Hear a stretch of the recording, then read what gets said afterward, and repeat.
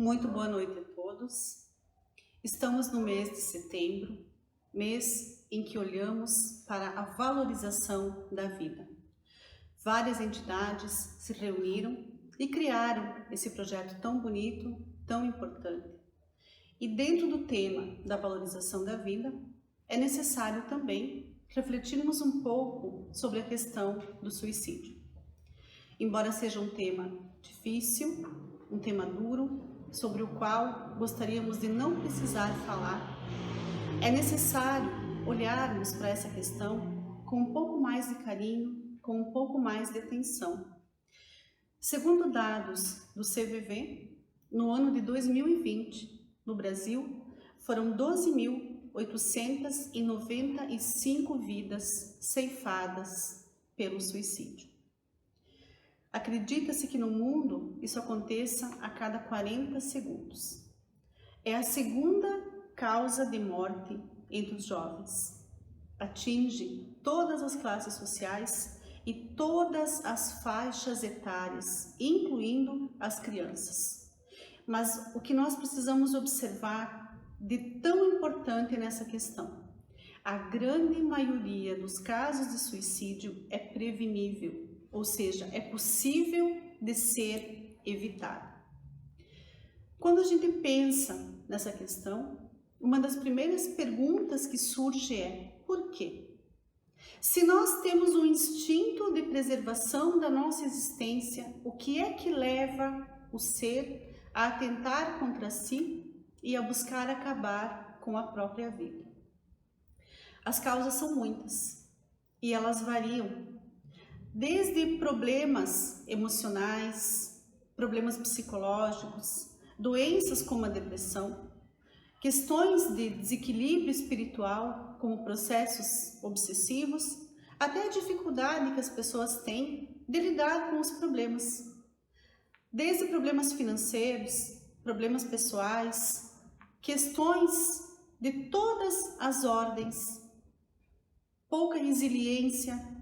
Tudo isso pode levar o indivíduo a atentar contra si, a desistir de viver. Mas algo que também nós precisamos observar é que quando a pessoa toma essa decisão de tirar a sua vida, quando ela desiste desta existência, ela está num momento de extremo sofrimento. Então, o seu objetivo não é unicamente acabar com a sua existência. O que ela deseja naquela situação é acabar com a dor que ela está sentindo. É uma escolha equivocada, mas naquele momento parece a situação, a solução para a situação que ela vem enfrentando. Diante da dor, da dificuldade, dos problemas mais complexos e até dos mais simples, algumas pessoas conseguem pedir ajuda. Mas muitos não dão absolutamente nenhum sinal. Não são capazes de pedir socorro, sofrem silenciosamente.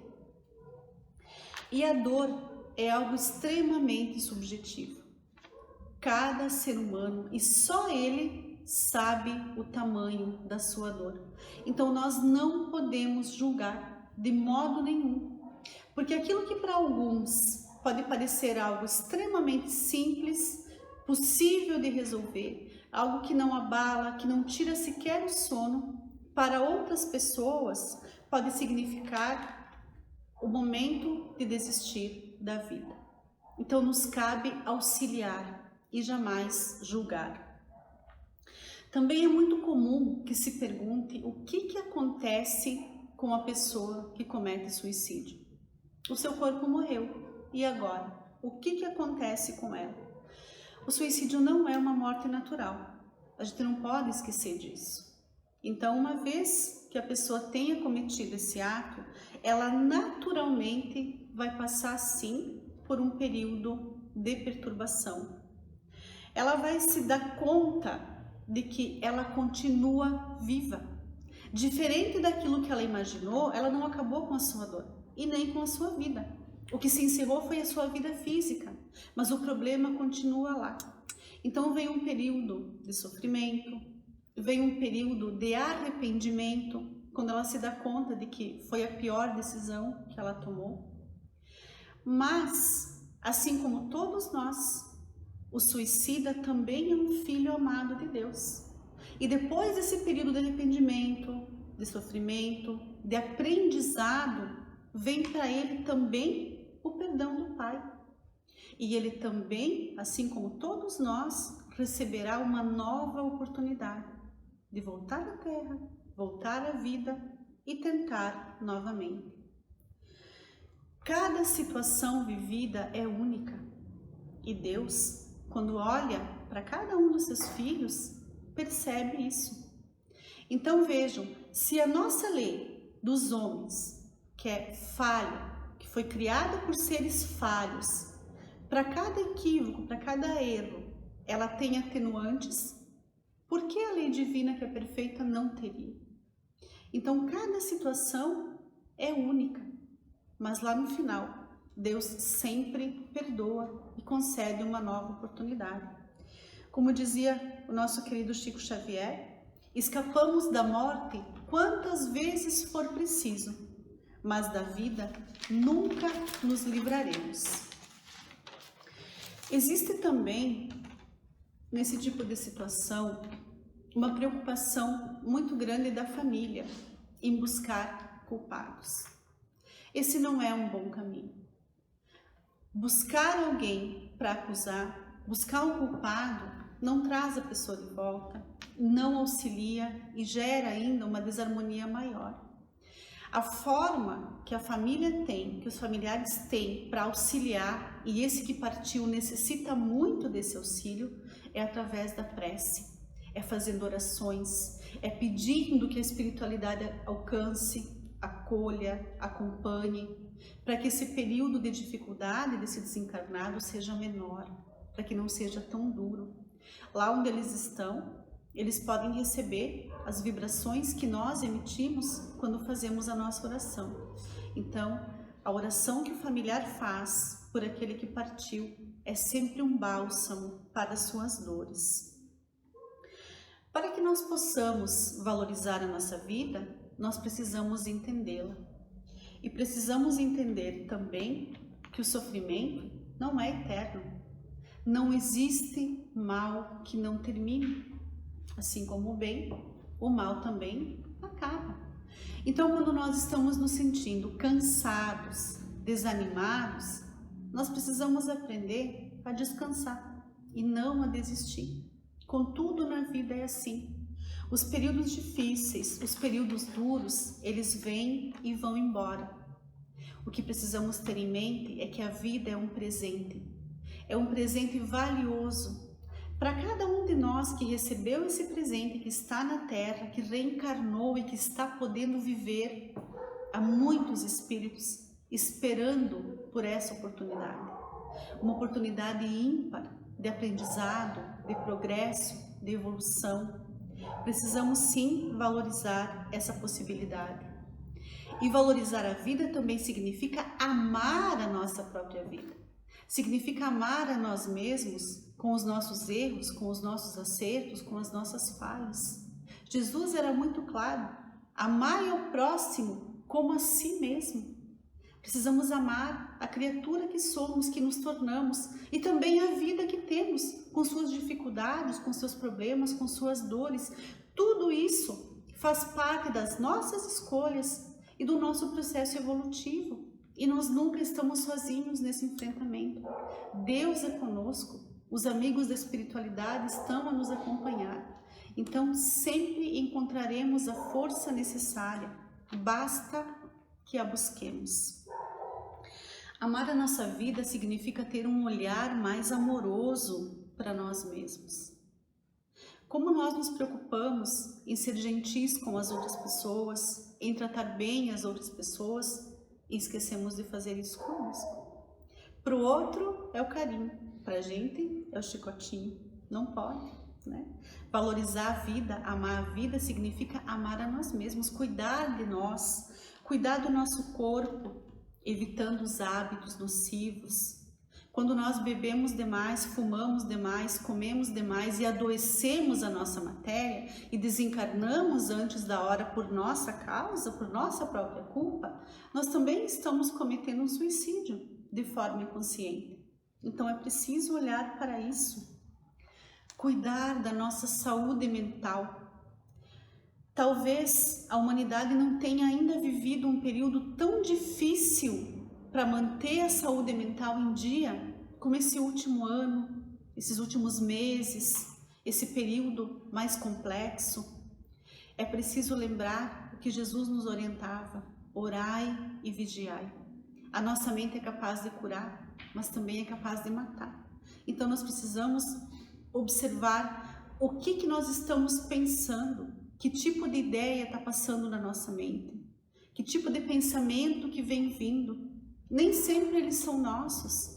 Muitas vezes são influências espirituais que nós baixamos a nossa guarda e permitimos que cheguem.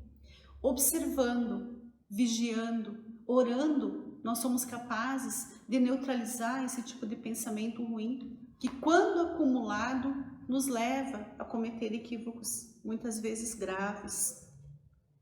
Buscar a nossa reforma moral. Afinal, o nosso propósito na Terra é progredir. Para isso, nós precisamos nos melhorar, corrigir os nossos defeitos, trabalhar as nossas virtudes. Conhece-te a ti mesmo. Manter uma atitude positiva diante da vida. Talvez um dos piores hábitos que o ser humano possa desenvolver seja o hábito de reclamar. De para todos os olhares focar no lado ruim, observar todas as situações da pior forma possível. Quando nós mantemos o hábito da reclamação, exatamente aquilo que nós estamos achando ruim, nós trazemos para dentro da nossa vida. Como é que nós vamos ter saúde mental olhando tudo pelo lado negativo, reclamando de tudo o tempo todo? Isso também é uma questão de disciplina e nós temos condição de trabalhar. Buscar as alegrias que a vida nos oferece. É tão mais fácil buscar problema, não é? E muitas vezes é assim que nós agimos. Deixamos as coisas boas e nos guiamos na direção das coisas ruins. É preciso fazer o caminho inverso para que a nossa vida se torne melhor. Precisamos também olhar com muita atenção para o desenvolvimento da nossa espiritualidade. Isso passa por buscar um entendimento, por entender que existem coisas muito maiores do que nós. E quando se fala em busca da espiritualidade, que é algo tão importante para o nosso equilíbrio, para a nossa saúde mental, isso significa que qualquer filosofia, qualquer crença, qualquer religião podem nos auxiliar. Chico dizia uma frase belíssima: floresce onde Deus te plantou. Busca Deus no lugar onde se sentir melhor, mas busque por Ele, porque Ele busca por você.